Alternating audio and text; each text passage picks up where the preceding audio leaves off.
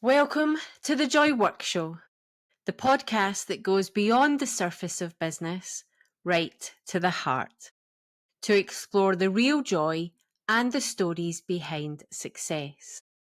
Not just the moments of celebration, but the challenges that pave the way for them. Hiya, I'm Diane, and here we know that joy isn't just about the good times. Often the greatest joy comes right after the greatest challenge. And today's guest truly embodies that. I'm joined by the wonderful Kim Stokes, founder of Kindness for Success. Kim is a coach with a big heart, a background in corporate HR. Yes, those two things do actually go together. And a mission to help women, especially overwhelmed mums, lead with kindness and create businesses and lives that they do not want to escape from. In this episode, we talk about what kindness really means in business, not the fluff, but the real powerful side of it. How motherhood changes the way that we define ambition, and why self-care and rest are not luxuries, they're leadership tools. Kim shares her journey from career highs, career lows and redundancies, right through to Kim shares her journey of career highs, career lows and redundancies, right through to the breakthrough of launching her business and really tuning in to what kindness for success really means. We talk about the truth about modern workplace culture and how joy and kindness became Kim's compass in work and in life. If you're someone who's ever felt like you have to choose between success and softness, or ambition and well-being, or you daren't put kindness at the heart of everything you do, then this one is for you. But as always, it's so much better to hear from the guests themselves. So let's go. Hi, Kim, and welcome to the Joy Work Show. I am so delighted to welcome you here today. And this is one of my favourite ways of getting to know somebody. We have just met in the little green room before we come in. And I am so looking forward to getting to know you at the same time as the audience does. But it's always better to hear it directly from you yourself. So let us know, Kim, who are you? What do you do? And how did you get here? Yes. Well, thank you so much. And it's a pleasure to be here, Diane. As you say, it's really nice, isn't it? We just literally met in the virtual room before, and we were talking, weren't we, before about how, sort of the connections happen and all those sorts of things. So, which I'm sure we'll come more to. So, I'm Kim Stokes, and I am founder of Kindness for Success, which is a coaching business I'll go more into. But a little bit, I guess, personally about me. I live in Twickenham. I am married and I've got 2 children. My son is 9 and my daughter is 6. And my background is HR. So I was in HR for about 15, 16 years, loved it, sort of climbed through the ranks, so to speak, and became a mum for the first time, obviously 9 years ago. And I was still ambitious and wanted to, do the career, do the mum thing and all of the other things. And actually I was made redundant actually on my first maternity leave, which, at the time that was really tricky and obviously, and you sort of only known working life.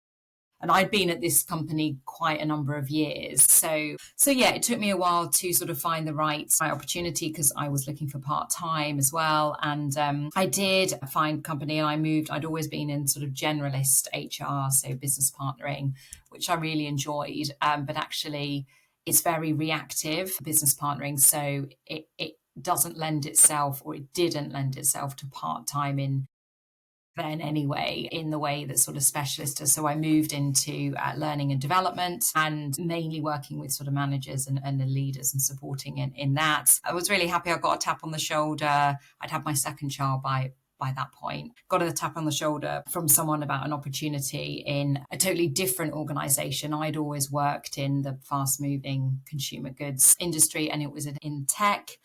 It was a director role. Salary wise, it was a lot more. It was working in London. I'd always worked on business parks, and it was all of these. I was like, oh, I think yes, okay, let's go for it. So I went for it, and I met some great people, got to do some great things, got to travel. But I guess culturally, I knew quite early on that it wasn't for me. Now that was fine. But yeah, I guess over time, it wasn't, shall we say, conducive for me from a joy point of view, or from a mental wellness point of view. And I probably stayed longer than I should have done. I mean, it was one of those. I actually got made redundant from that role, and what it actually gave me was time and space to think. And sometimes I think the things that you do that you don't necessarily, that don't bring you joy, you learn sometimes more about, don't you, what you're not going to. Absolutely.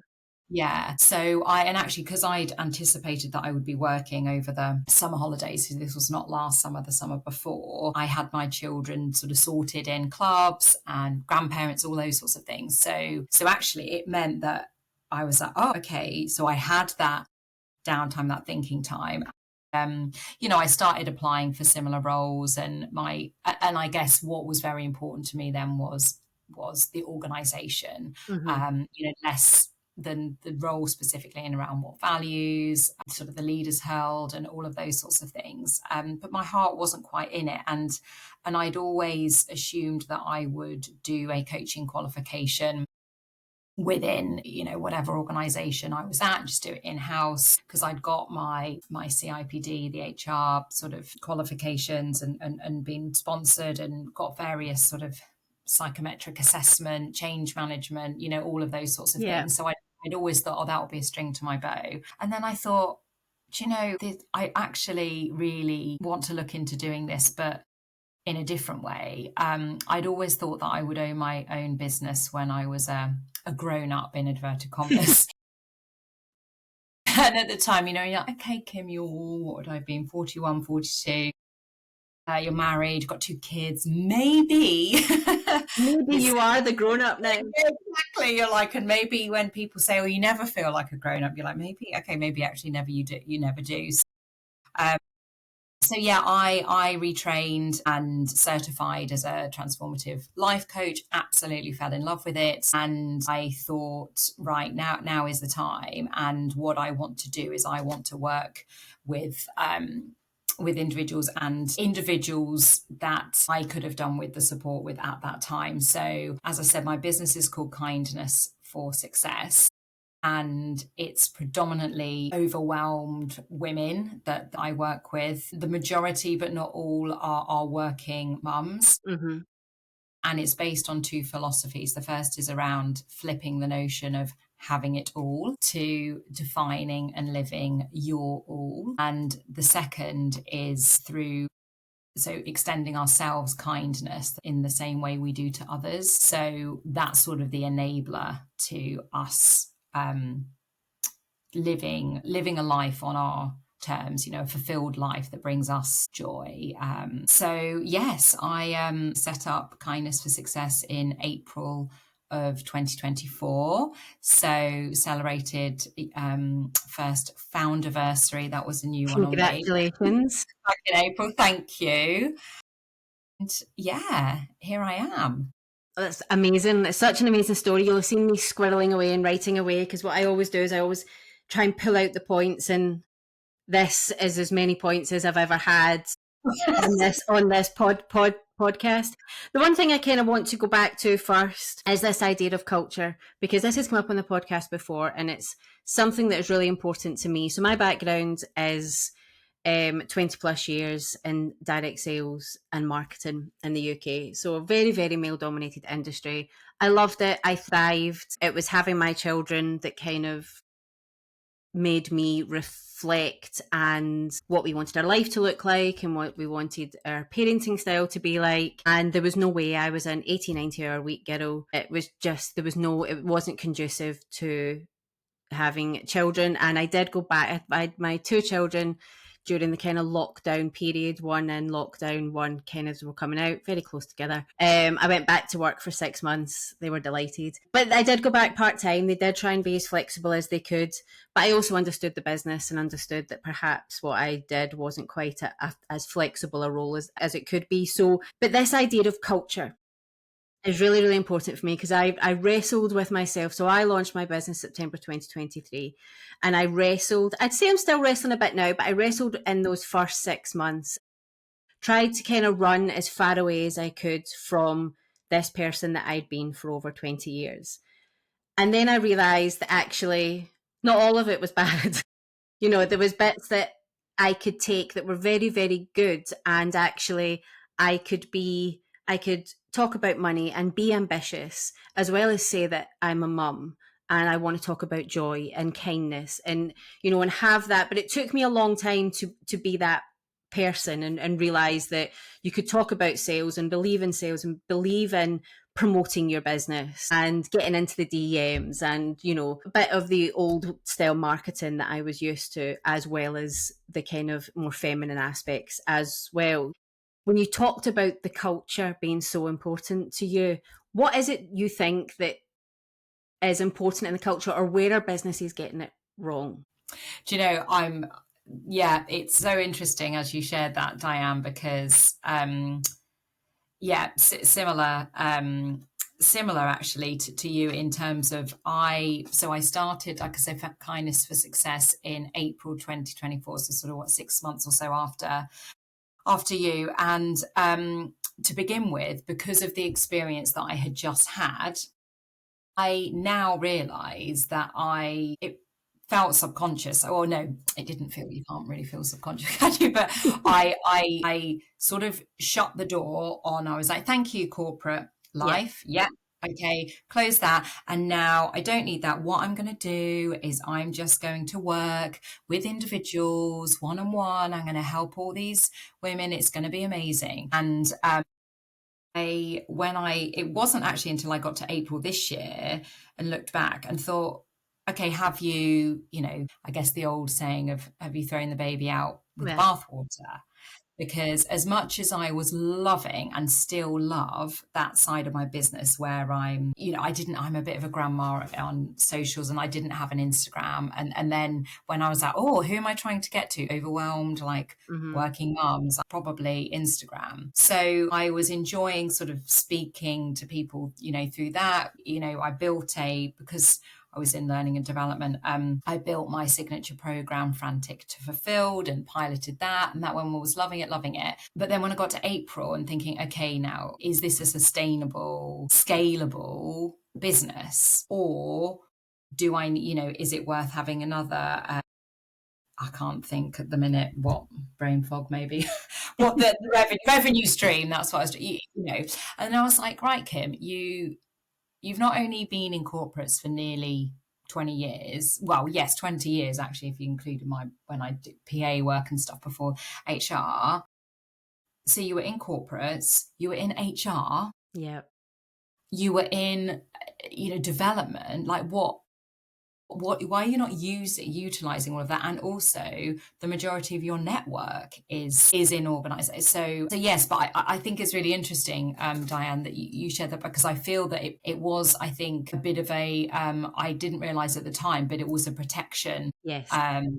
Closing that door. And then I've sort of reopened that door. So anyway, I digress. And yes, but it is that thing, and it's quite, and then people will tell you, sorry, I'm going to digress further, but that's okay, it's my podcast, I'm allowed to.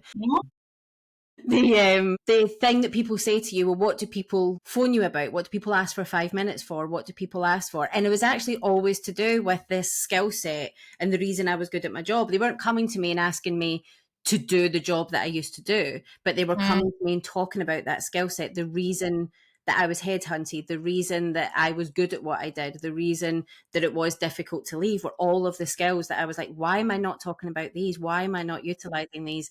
And the weird thing is, when I did, that's when I had got the most clients, because it was natural, because I wasn't trying to become something that I wasn't, and it was the skill sets that I was wanting to Yeah. use, but just differently to how I'd used it in the private sector that I was previously in. Yeah.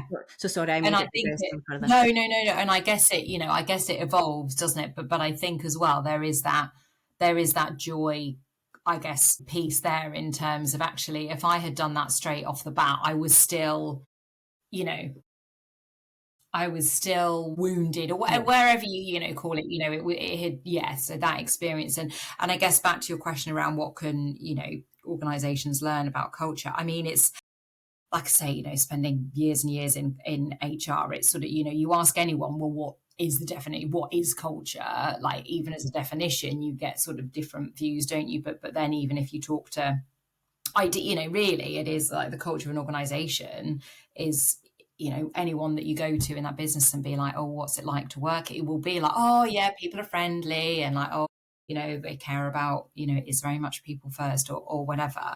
But it's I think it's no surprise that companies are always working on it and talking about it, and but for me it is, I mean, it is sort of really basic. It's about showing up every day as a yeah, human that yeah, cares for others, will support others when they need help, will, of course, do their best in terms of whatever role you've been, hired for, ask for help when you need it, and respect. mm-hmm.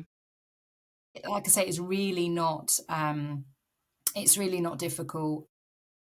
But I think, again, as I feel that I guess the cultures that I had in the sort of the FMCG world was yes, they weren't the best payers, but from a, did I feel that I was being developed? Yes. Did I feel like that I was recognized on the whole? Yes. Mm-hmm. Did I have supportive managers? Yes.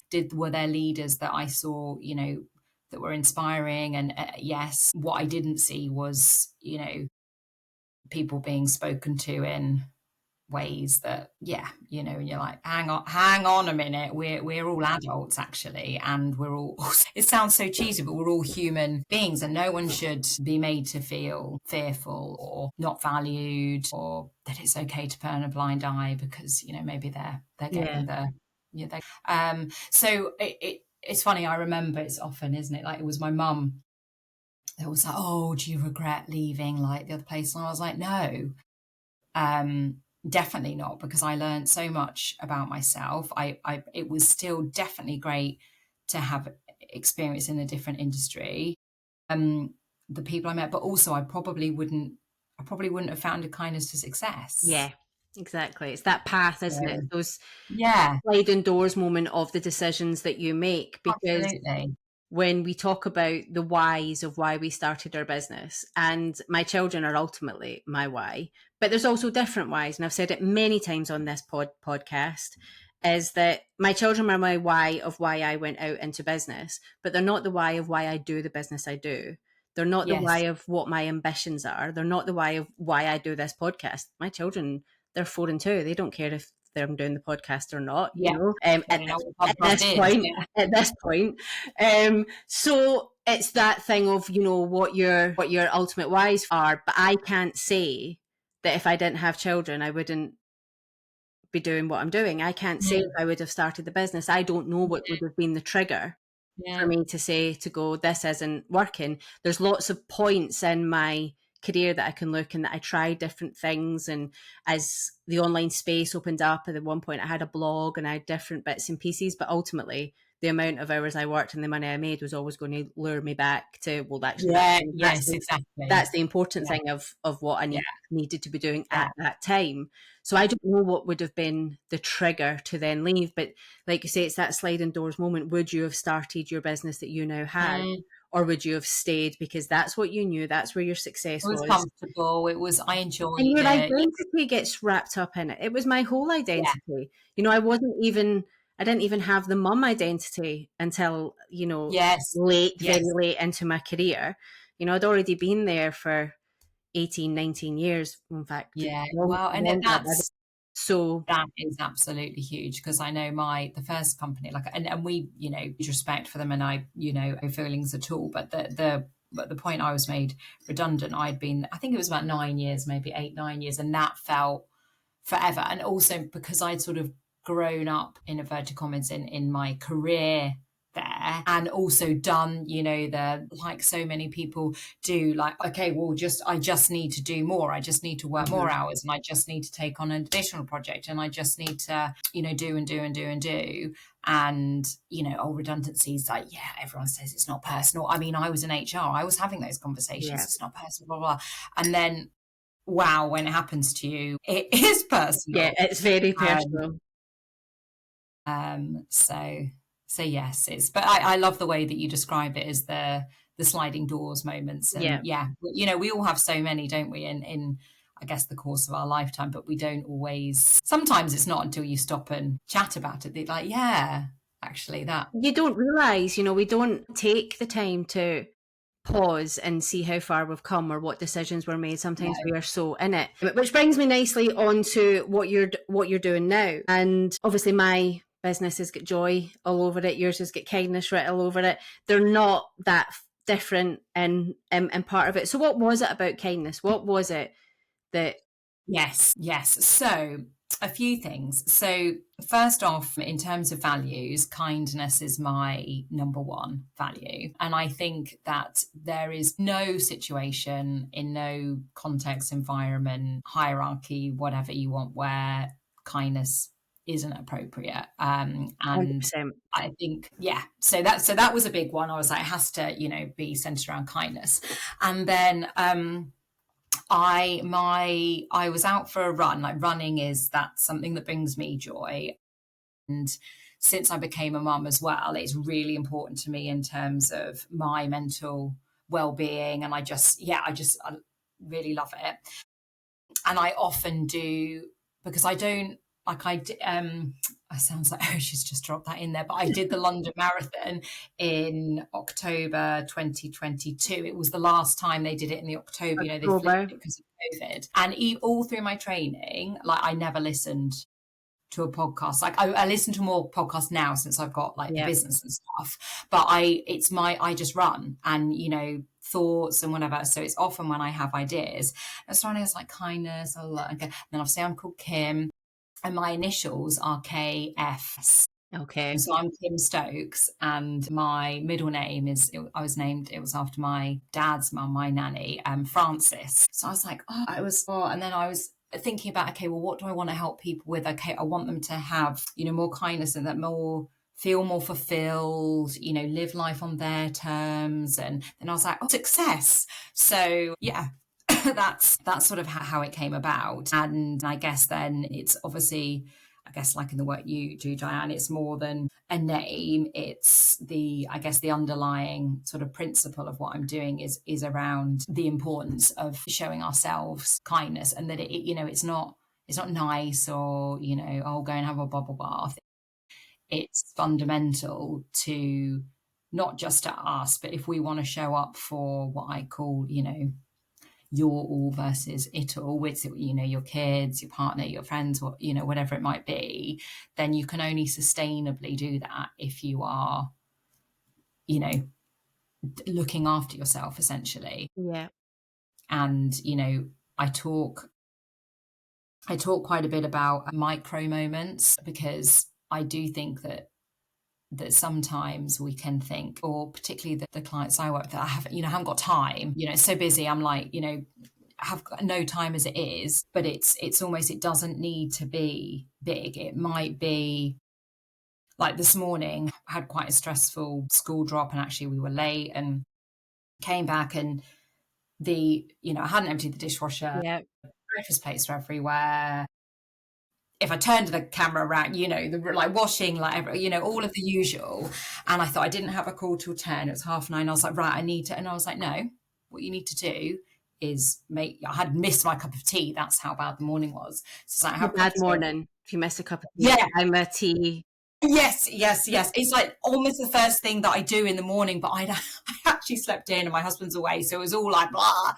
I was like, Kim, you need to have a cup of tea and have some breakfast. You can do that stuff later. And Absolutely. It'll still be there. that's a micro moment. Yeah, exactly. And it's sort of, okay, fine. You sort of decompress. You then, so, that's not being like, oh, well, now I need to go and have a spa day because of that. But it's that it then sort of resets through to, it could be that, there's other practical things like that, or, sometimes it's arranging to go for dinner in a few weeks with a friend, but if you can't do that, like my best friend lives up in Chorley, and it might be I'll voice note her and be like, la, la, la, la, la, la, la. In fact, I did today. Like I left her this 6-minute rant, and then it's like, okay, cool, and we do the same. She'll do the same back. And other times it's how how you're speaking to yourself. So rather than, again, if we take this morning and I slept in, I could have been like, oh, you're such an idiot, can't believe you've done that. And it's like, uh-oh, okay, right, not ideal, it's fine, they're still going to get to school, I obviously needed the extra sleep. And so there can be micro moments of kindness in terms of how you speak to yourself as well. It's so important. It is so, so important. And like you said, it's like you said that kindness is fundamental. And that's kind of how I feel about joy. And I did a whole solo episode that came out on Monday that's about joy in business and why it's important, but also how it kind of reflects in life. And I've said it on nearly every podcast episode, and I really repeated it in that episode, is like, I am not Little Miss Joy. I was not the person, people kind of sneered who knew me when I said that I was launching a community that had joy in it. And they're like, you really? Little Miss Cynical, Little Miss Realist, Little Miss. And I was like, yes, okay, but so for me, and I feel the same about kindness and the way you talk about kindness, and that joy is brave. Joy, the big joys will happen. The birthdays, the celebrations, the weddings, the falling in love, falling out of love, everything in between, all those big moments will happen. And they are joyful and they're gorgeous and we couldn't live without them.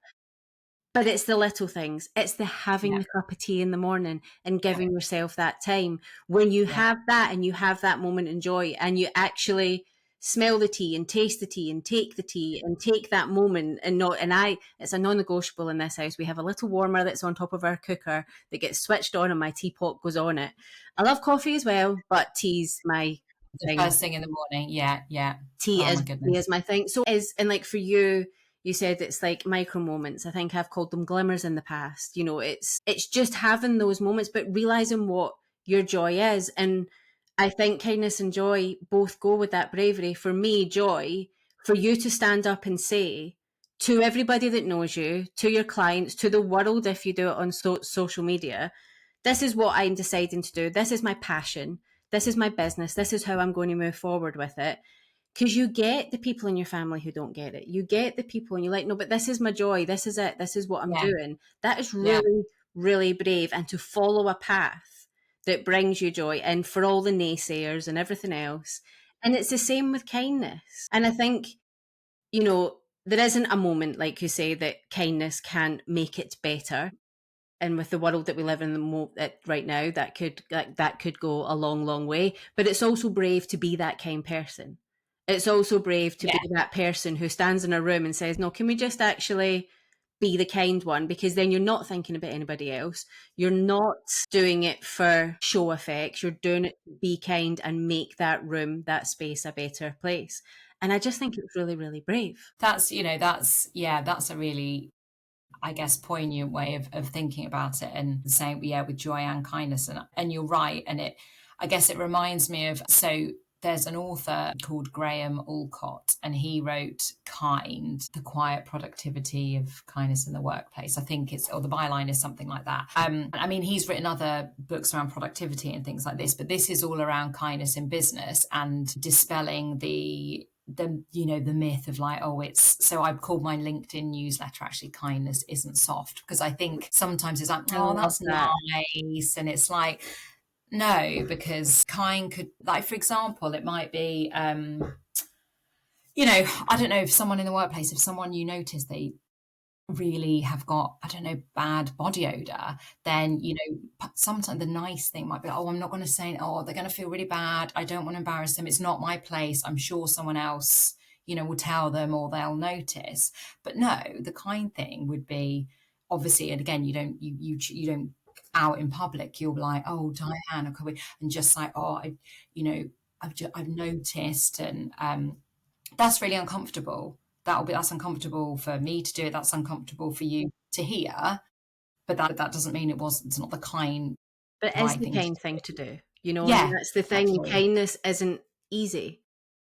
No. People think, and like you say, that the fact that your newsletter's called Kindness is Soft, I absolutely love, because kindness, joy, people think they're fluffy and pink and Yeah. unicorns and rainbows and, all the pretty things. And they're not. They're fun, like you said, it was fundamentals. And actually, if people dared to be a bit kinder, to have more empathy, to dare speak their joy and lead with joy and not lead them with what they think they should be doing or should be saying, businesses would be better, the world would be better, relationships would be better. You could go on and on and on and on.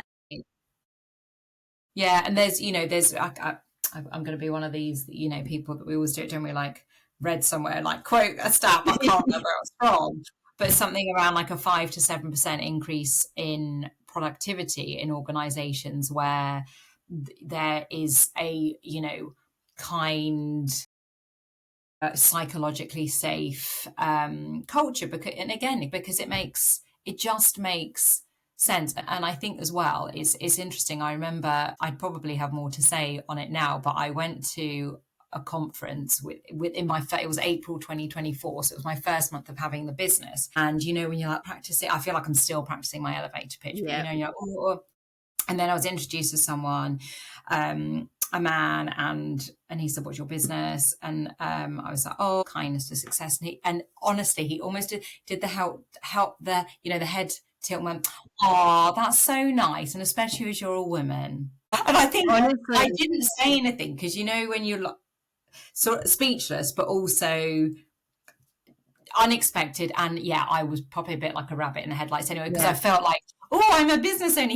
Like I registered my yeah, address, like, my thing 2 weeks ago or something, It's, yeah. So I think there's, because, could there may be, because I'm now, we shared after the, licking my wounds or whatever and doing all my nice private stuff. yeah. I'm now also working with organizations, and a couple of people have said, oh, would you think about rebranding? And it's like, probably in some ways it would be easier, because yes, there would be someone that up a business that are kindness, like blah blah, but then Yeah. it's like, well, those aren't the type of organizations I want to work with. And also, it's, if they have a conversation with me, they'll realize that I have credibility and I can add value, and I'm not just going kind, yay, Yeah. lovely, like you say, fluffy unicorns and rainbows. But yes, and I think as well, that's really, it becomes even more interesting when you get into multi-generational organizations, which, I mean, they're always multi-generational, aren't they? But I think at the moment there's such a contrast A with huge contrast. school type leaders through to people coming into the workforce today. Yeah, it's interesting times. And I think even the whole, it fascinates me, and maybe it's my HR background, but the whole return to office. Yeah. And some organizations be like, just, it's cool, whatever, you're adults, you don't ever need to come back. In fact, it's cool, like whatever. To others, like, okay, fun's over now, back to the office 5 days. And yeah, I think even that, it's, I don't want to mention I just have pandemic, but It changed everything. It it did change did. everything. And I felt like it made people more vulnerable, but in a good way. And I'm not a god, we all have our horror stories and joy stories from that time. But I think, it made people more Mm-hmm. human. Yes, fine, the CEO or the leaders, they had like their dog or like their kid walking in, or their mother-in-law's moved in with them, or and the people that are then like on their own, living in a one-bed flat or like in a But shared house. it's life. And Exactly. the one thing that one of the biggest lessons I've learned since having children is that neither the workplace nor the childcare system is set up for it. So it was a real kind of, I had my children later, so I'd had lots of staff and employees by this point that I probably let down a little bit because I didn't understand what they were going through. And I didn't understand the struggles that were happening in the workplace of trying to just work and pick your children up and get home. It's just... I honestly don't know how, like my son started, so my eldest started school in 2020. But not until the September. So when the first lockdown, it was sort of nursery, and my youngest, I don't know, she was 18 months or whatever. But I honestly, so yeah, my husband and I have never had children in school where we're both working full time. I'm like, how did that, like, I can't even. No, I can't. And I can't. And we've had our challenges even with how flexible I can be. Yes. With having them in nursery, and we only have them in part-time, and all sorts of things, and cost, and it's just, you just think. And I do remember people saying to me when I first set up my business, and my youngest was, so I set up my business September 2023 and she turned 1 that month. And I remember people saying to me, but I remember people saying, why do you think it's a good time now? What about when they go to school? And I went, oh yeah, because it gets easier when they go to school. When you've got really short days. Yeah. It gets easier when you have to be somewhere right in the middle of the afternoon. I said, so I think once you have children, there is no good time. There's always going to be complexities to it. Even having teenagers. I want to be there for teenagers because they need to be places. They have lives and they have emotions that, quite frankly, my 2-year-old has emotions, but she has a tantrum and is over it. Can be solved quickly. An episode of Peppa Pig or no, I couldn't agree more. And I'm already seeing he'll be 10 in September, but it's already beginning to, there's dynamics in friendships and, just different, which secondary school will I go to, and you are like, so I think it's people say, don't they? Yes, you haven't got the incessant mummy, and needing snack, needing baby wipes, needing getting up in the night, but it's almost more different, complex, just different. And like you say, it's less, it can be solved with a hug and a plaster. It's more complex. So luckily I'd had sisters who had 3 children each and brought them up. They were all pretty much adults by the time I had my babies, so I was just like, I've seen it. As far as I'm aware, there's no good time where somebody's going to go, today's a great day for you to start a business, Diane. Yeah, no, you're right. Day. So, and it wasn't easy and it was tough, but either way, I was going to be going back to work. So having the flexibility of the business, and we thought, well, if we've survived lockdown, 2 maternity leaves, pretty much back to back, we could probably survive running a business to build the life. And we were so lucky that we were able to make that choice, but we also did make choices, and we continue to make choices to make that work. So yes, it is. I am lucky, and I'm very, very grateful. But it's a choice that we make every day to make it work for us as a family. That this is what my eldest starts school in September, and this morning I had to go and do her stay and play. So she absolutely loved it. I was an emotional wreck. Yeah. But it was, it was lovely, and it's that reminder of, like you say, when you have the mornings that are crazy. And, nothing goes right, but then you just stop and think, but this is what I'm doing it for. That half an hour that we went to that school without me having to worry what my boss was going to say, worry about letting people down, because I'd structured my day around it. I'd made choices to make that work. So I think it's really, really important. So before we move on to the joy questions that I ask everybody, just what does it look like? So I'm an overwhelmed mum. Hi. Yeah. Hi. I know everyone's like, oh, me. I feel like I was at an overwhelmed mums meeting then. Hi, my name is Diane and I'm an overwhelmed mum. What does it look like to work with you? If somebody's listening to this and are an overwhelmed mum and they're like, right, okay, I hear you, but I don't understand what that is. What is it? What does it look like?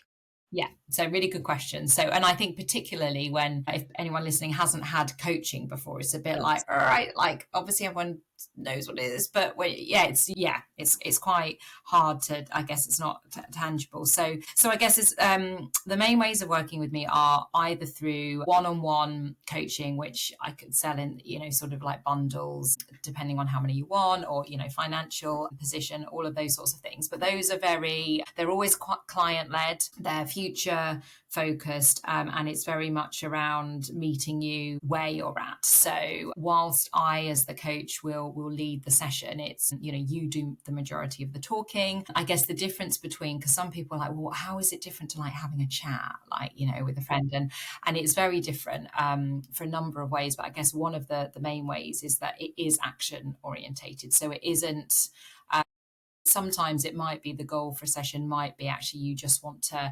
explore something, you're thinking about, maybe, do you want to do something different, whether that's move jobs or go down from full-time to 4 days, or 4 day to 3, or whatever, or and exploring that. Or it might be something more practical, but it's very much around what is going on for you at that time. So that's, I guess, they're my sort of free flow, as it were, traditional coaching sessions.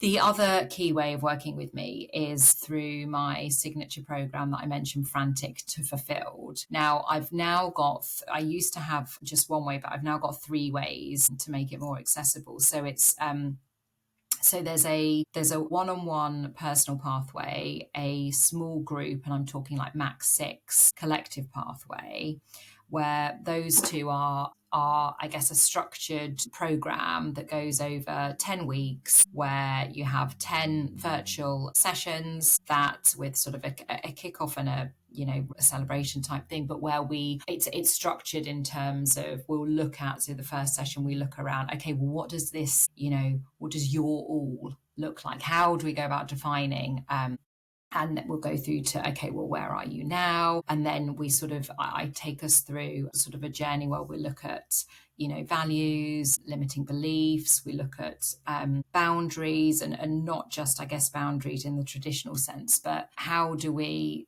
if they're not working, there's often a reason. One of the reasons is often because we're not communicating them. So how do we go about communicating them? Who do we communicate them to? What do we do when they're not being met? So we look at a whole host of things, and it's got sort of a workbook and sort of nudges in between. So that's sort of but that's it's 10 to 12 sort of, weeks, and, either really tailored, bespoke to you, or in the group where you get to, hear from others and get that community piece. And then what I have just done as sort of a beta, I've done 2 groups actually of my mini series. So that's for people that are thinking, oh, this does sound like me, but I'm not quite sure I'm quite ready, or from a financial point of view, to dive in that, but need a bit of a reset. And that's 3 30-minute sessions every other week, so half an hour every other week, so across 6 weeks. And we look at how to talk more kindly to ourselves in the first session. We look at micro boundaries in the second session, and then we look at how to reset in the moment when overwhelm hits. So just 30 minutes. I offered a day and lunchtime session and an evening session once kids are in bed, and then an accountability nudge along the way. So that was quite a long way of telling you how people can work with me. No, but do you know what's so lovely? I think it's so important that people hear, because, like you say, if you're not in the online space as a business, like if I'm a business coach, mentor, strategist in the online space, if I go to another coach and they say they've got a program, I know what that looks like. I know what that means. Yeah. But if I go back just not even 2 years ago, maybe just over 2 years ago, I was already dabbling in my maternity leave. Just over 2 years ago, if somebody had said that to me and said, this is going to help you as a mum, I'd have been like, I have no idea what you're talking about. Yeah. I've got no idea what that looks like. I have no idea I want me to do something else. How am I meant to do that when I'm already maxed out, touched out, everything? Exactly. So I think it's just really important. And what I heard throughout all of it was, you'll be supported, you'll be held. And I think for mums, for anybody, for a human being, but in this instance, for an overwhelmed mum, I think we just want to be seen and heard so much, and have that place of non-judgment to say that sometimes I love my children, they're gorgeous, my partner's great, but this is just really shit and I don't know how to get out of it. And I think, one of the most, and it makes me go goosebumps, but in my one-on-one sessions, sometimes the most powerful ones are the ones where there's quite a bit of silence. Yeah. And you can see, because sometimes people can be like, oh, I don't know what I'm going to talk about like today or whatever. And then they'll be like, oh God, it's been a morning. And you're like, oh, what happened, whatever. And then, they'll sort of blah, blah, blah, blah, blah. And then sometimes it, is that almost someone's described to me once as such a gift of you have someone's undivided, focused, non-judgmental attention for an hour that is just focused on you. No distractions, no needing to, oh, but what do you think? No. This is your time. And it's like, as women, as mums, when do we ever? We don't do that. We don't. No. And I thought I was somebody that was pretty good at it. In fact, I talked about it in Leah's episode, and that I thought I was pretty good at it until somebody pointed out that I was putting off going for a wee. Yes. Basic, fundamental human needs, and I would do 100,000,001 things before I went. Whereas I thought I would, if somebody had said to me before that, I'd be like, yeah, I do my own thing. I make sure I have my cup of tea in the morning. Ash gets up with the kids. I make sure I have my shower before. No, Dan, that's just you making sure the day happens for everybody else. Now you're holding in away for 3 hours whilst you do everything else. And I was like, okay, maybe I need to kind of address this a little bit. Yeah, exactly. And I think, it's things, and also like, when you do your, I guess, when you qualify to become a coach, you have lots of coaching yourself. So, I think as well, that's why so many, are so effusive about it, because they see, the transformation and the mindset shifts that can open up from, and sometimes it is, you're like verbalizing something you have never verbalized before and didn't even realize, because you've got the time and the space for your thoughts to come. You haven't got someone interrupting. Obviously the role as a coach is to then drill down, ask the questions, and all those sorts of things. But yes, and then I guess just before we go on to the joy questions, then I guess the other string to my bow, revenue stream, whatever we call it, is the things with corporate. So I've got a couple of sort of signature webinars that I starting to run with like employee impact groups around making the invisible load visible, one around leading with kindness. So, that tends to be sort of quite a nice entry point for organizations. And then, I am then looking to partner, I guess, longer term with them. It might be running My Frantic to Fulfilled in-house, or it might be one-on-one coaching. It might be supporting at a more senior cultural level, depending where things are. So great.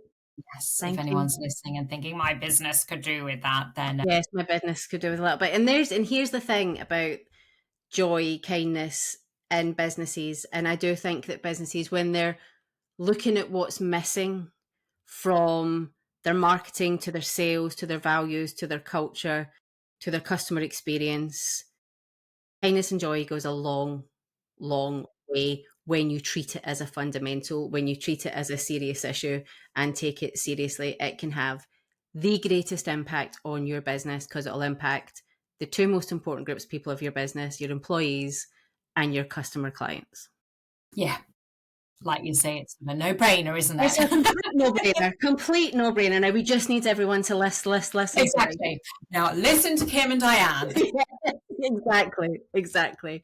Okay, so the joy questions that I ask everybody who comes on the podcast. And the first one is the joy spotlight, a favourite thing that has shaped your life, business or work. So I am going to talk about, so a couple of things. The first is since I've started Kind of Success, the sheer amount of awesome connections with I think pretty much they are all women. And that's probably the space I'm in. But I just feel, because people sometimes say to me, do you get lonely working on your own? I'm like, no, like I don't have a team, but I feel like I sort of do have colleagues, and I've got so many people now that I know cheerlead me, I cheerlead them, and it's just felt really empowering. And also it brings me it warms my heart in terms of that sounds really cheesy. I wouldn't say that to a corporate, but in terms Well, of, I think they could do with listening. maybe we To be should, yes. perfectly honest, I think they could Yes. do with less listening. Yes, that's very true. So yes, Kim, take that back. Is that there is so much happening out there that, really positive things, really awesome things. Yeah, so I think particularly in, as we say, the world is, you could just be in a eternal pit of doom, couldn't you? But there's so many, and like I feel like I really have met some just amazing women and connections, and so that's one. And then I guess the second, from a business point of view, is I ran a 15-hour live stream in December. Amazing. People are like, what? Like, all in one go, for mental health. So I've always been, I guess, an advocate for Mind and what they do. And I've raised funds for them before. And anyway, I saw that they were doing this. They were asking people to stream for like either 4 hours, 15 hours, or 24 hours. To begin with, I was like, 24. Oh, no. And then I was like, 4 feels a bit boring. So in the 15, I mean, very sadly, the 15 is to represent the 1 in 15 of us will attempt suicide over the course of our lifetime, which is obviously horrendous. It's shocking, isn't it? It is. It's very shocking statistic. So I thought, right, I'm going to do that. So as you know, I probably could talk for 15 hours straight, but that would be quite boring for everybody. So I thought, right, well, what can I do? And also connecting to the business. So I invited people to join me, mainly virtually, but I did have some people in person because I did it in a podcast studio near me. I had 26 speakers over the course of the 15 hours, and it was either they came in to either sort of remind us of a way to show ourselves kindness or educate ourselves around it. So I had someone come in and kick off the day with a breathwork class. I had someone come and do EFT, the emotional freedom tapping. I had someone come in and talk about their own family personal experience with suicide. I had my eldest child and some of his friends come and talk about what kindness means to them. So yeah, we raised just shy of £2,000. Amazing. Yeah, it was amazing, and I'm going to repeat it actually this year. So if you're interested, then Absolutely. we can chat. And I just it was one of those moments when I finally sat down and was like, zombie was like, okay, that has brought me immense joy on so many different. It's that joyfully levels. exhausted way. It's that good exhaustion. Yes, absolutely. Yeah. Amazing. That is definitely a joy spotlight. That is definitely something that's so wonderful. Okay, the second one is inspired by joy. So it's a book or a mentor that basically changed things for you. Yes, so there is a book called Coach Yourself Confident, and it's by Julie Smith. I worked with Julie years back. I guess it's always lovely, isn't it, when you're like, I know the person who wrote a book, yeah, personal connection, and I guess in it, I mean, she talks about really great things. I would wholeheartedly recommend the book, and I often talk about it with my clients. But there's a piece around, getting to know our inner critic and actually how, unmasking them. And one of the ways to do that is to name them and draw them. Yeah. So Gertrude is my inner critic, and the amount of times, honestly, I've talked about Gertrude or written posts about Gertrude.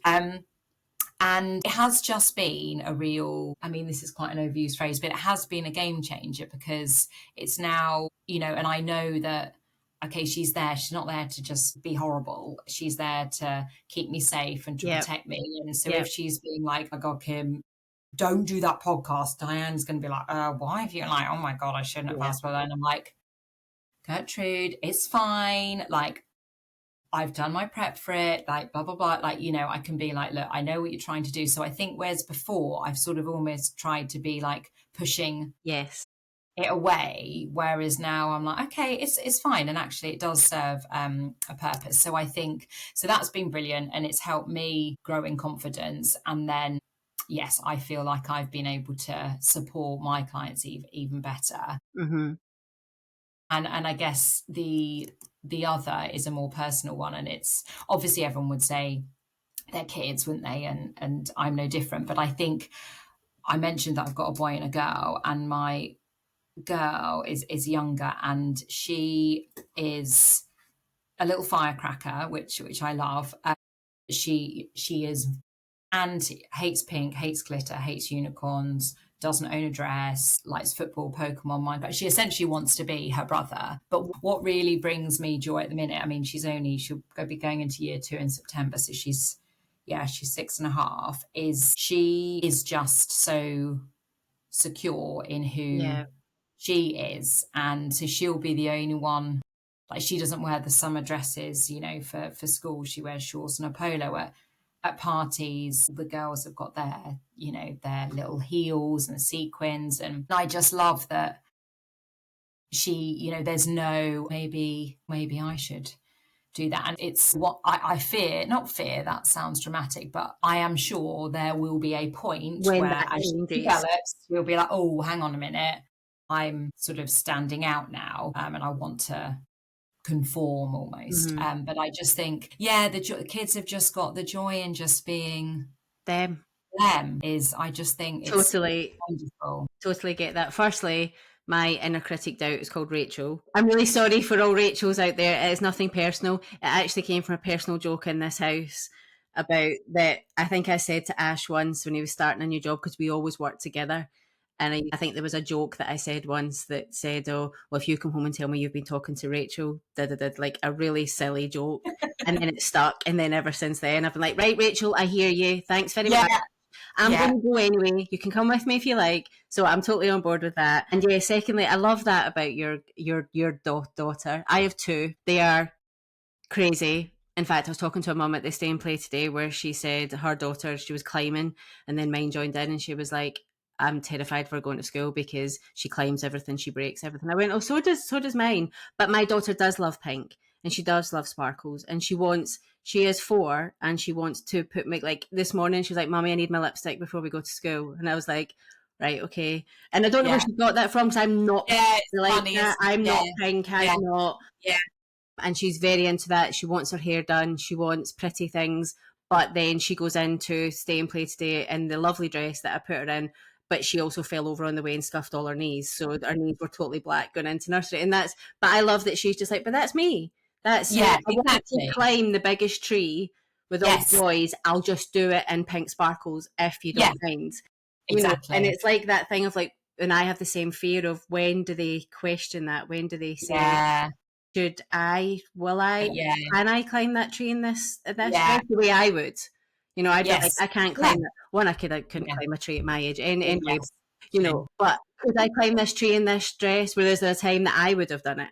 Yeah. So it does, Yeah. and they do bring joy. And I do think that saying that as well, like you say, it's the cliche, but the reason why I'm doing things is for my children, and talking about being brave to speak your joy and being brave to be kind. It's okay to say you enjoy being a mum. Yeah. And Yeah. I think Absolutely. there's this kind of cliche to be, yeah, well, I am a mum, but I'm really ambitious and I really want to do that. And Yeah. I am Yeah. really You're right. Yes. ambitious. I Yes. am Yeah. really ambitious. And there is sometimes my ambition comes before my children at points. But overall, it's about them, and it's Yeah. okay for me to say that. And I think I ran away from my career because I don't believe they thought that being a mum was a thing you were allowed to be, and say that actually I want to make decisions as a mum and as a Yeah. parent, not Yeah. just a mum, Yeah. as a parent. So I love that you said that, and inspired by joy. And then the last one is the joy killer, the thing you would like to get removed from the world. Yes. So I guess it is that the almost glorification, I guess, of burnout, and almost like you were just saying, Diane, having to, I mean, it just seems crazy to me now that myself included, you at work, you have what is no doubt the biggest change to your life. And then you come back in and sort of pretend that Well, that's separate now, isn't it? And as long as they're cared for, and it's not. And I think I see all, like, obviously in myself, where so many people, people, often founders, it started from a personal place, hasn't it? But I only have to look at friends, previous colleagues, school mums, other people in my community. There's just so many that are, teetering on the edge of burnout. And I think, no, it's not on. And I think, there's definitely more chat now around, like, progress over perfection and those sorts of things. But there's, again, how many we could do a bingo on how many cheesy phrases have been in this podcast, but there is only, we have one life, and it's just a waste if we're running around and frantic trying to be all things to all people. And I think so often if people are like, I haven't got time to be kind to myself and all of that sort of stuff, what really gets them is when it's like, well, actually, if you're not, then you're not going to be able to show up. No, your body keeps score. Your body does keep score. And like I mentioned earlier, what role model are you showing? Yeah. It's just not, it goes back to that culture thing and what that belief is and what is. And I'm really, really proud of being a hard worker. And I do believe it's part of my identity, part of who I am. But hard worker shouldn't mean hours. No, that's the thing that, and that's the thing that I think it's been tied up for so long. And the person who can, and as I say, I was an 80, 90-hour week, and that's a no exaggeration. That was everything. I was 60, 70, so I can't even. And my phone was always on 24/7, 7 days a week. But I did thrive in it. I was generally single for the majority of that time. And even once I met my partner now, and we both worked in it. So it was, work hard, play hard.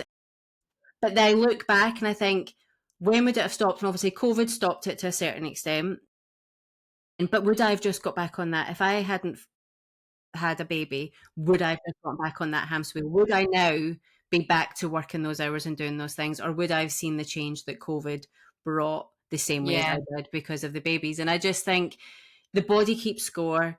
Your children are watching, and if you're tying up your self-belief in the hours that you're working or your productivity levels, then, or believing that is like productivity, then it's that thing. And I've had to really keep myself in check since I launched the business, because I naturally can overwork. I am one of those people, and I am passionate and I go all in and I'm hyper focused. And so I could just literally work on the business constantly. So I have to remind myself, and yes, I do work at nighttime because I have young children. So I don't get to work all the hours during the days. I don't work every day time. So I do work at nighttime because I love it. But I had to remind myself that it has to be productive, because there was so it got to 9 o'clock and my laptop was on my knee and I was just staring at it. But in my head, I was working. In my head, I was being productive. I wasn't being efficient. I wasn't being productive. I wasn't getting things done. I wasn't even being strategic about what I was working on. Whereas now, I should have my laptop open. I should be doing something. Whereas now, I'll be like, right, what's tonight's task? If I'm working tonight, what is it? And once that task is done, the laptop gets closed. If it's by 7:30, 8:30, 9:30, doesn't matter. That's the task that's happening, and then the laptop closes. That's productive. That's using my time. That's protecting myself. Yes. And that's not about not working. I don't like the prescriptives of get up at this time, stop working at that time, stop, because people's lives don't allow for that to be the case. But also it's a choice, like yesterday, and again, fine, it is different when you're a founder. But again, and yes, we have certain privileges I'm not saying everyone is in the position where, they can give that a go. But, I dropped my kids off yesterday. I went to the hairdressers at 9, on a Tuesday, wherever it was. We've got sports day Friday morning. Like, that's not, my youngest had a trip to Windsor Castle a couple of weeks ago for the whole day. I could be there, but I think it's those choices, isn't it? And as you say, it's not there, I should, because we could always, I've had to really learn, even It actually surprised me in the first few months how tricky I was finding it to practice what I preach. You know, given that my business is all a blooming about it, I'm like, okay, Kim, you're spouting all this stuff, but then you're switching off at like 11:30, 12, knackered, going to bed, like not really switching off, getting up before the kids get up and like doing it all no, over again. that's not the point. And then I think one actually you're learning that has been new to me and I'm still working on is that definition. So to me, productivity has always been doing. The notion of resting is productive. And I've got chronic illnesses, but even that I've had them for a long, long time and they never used to stop me. And they don't stop me now. I just choose to try and look after myself a little bit better. But it's because of the children. There's somebody else that it matters for. Yeah. So as you've said all the way, I need to start doing it for me and not necessarily for anybody else and just, do those things. But I think the most important thing, and like you said, practicing what you preach, but nothing is ever one and done. You know, people say to me, like, I talk to my clients a lot about bravery and courage. And a lot of my clients say, oh, but you just do things. You just said you were launching a podcast and you just did it. And I'm like, yeah, I was petrified. I'm still petrified. I still get really nervous. I am not naturally extroverted. I'm an introvert who's quite happy in her house, doing her own thing, doing her business. But when it comes to business, I've always been able to stand up in front of speaking people and do things because it's not about me, it's about something else. Yeah. Yeah. So that's, but that's a daily thing. Like tapping into my bravery is a daily thing. Being courageous is a daily thing. Working on my self-belief. It's not a one and done. It's not like, all right, that's done. I've I'm confident now. Yeah, I'm confident now. I'm productive now. I've smashed that. I know what I'm doing. It's those consistencies. It's those things and it's having the tools. And that's why people like me and you exist, because we help people get the tools to have that consistency, to know when things start to get a little bit wobbly around the edges and what we need to then focus on. Exactly. So we talked about how you can work with you, but if people do want to come and find you, get into your world, work with you, where can they come and find you? Yeah, so depending on preferred platforms, so Instagram, I'm kindness for success, but kindness for FOR.success. LinkedIn is Kim Stokes, STOKES, and then my website is kindnessforsuccess, all one word, .co.uk. So yes, those are the main ways. And also what I should have mentioned is I offer a complimentary kindness Kickstarter, which is 60 minutes, and you'll go away with some value whether we work together moving forward or not, and it just, as it says, kickstarts that journey for you if you're struggling to get started. Lovely. All the links will be in the show notes to Kim's world. So before you go, I always ask everybody one last question, and that is, what is the joy legacy you would like to leave behind? I know, and it's such a good question. I know, and I was like thinking of all these things I need to be like, so it's that self-kindness matters, and what that means to you is unique to you, and it's once you've sort of defined that, then you will live a more fulfilled life if you extend yourself the same kindness that you do to others.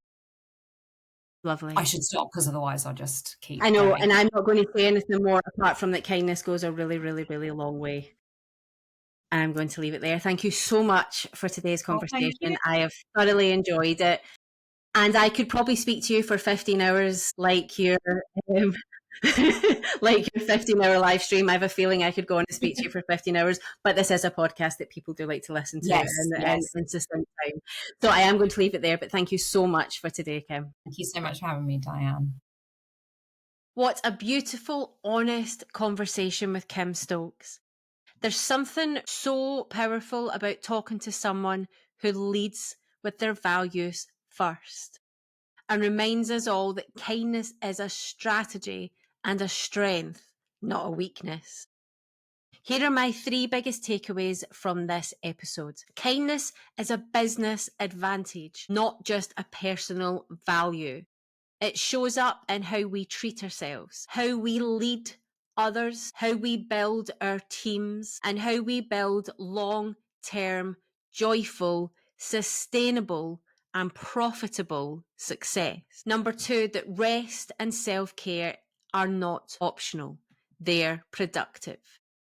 The world doesn't need more burnt out women.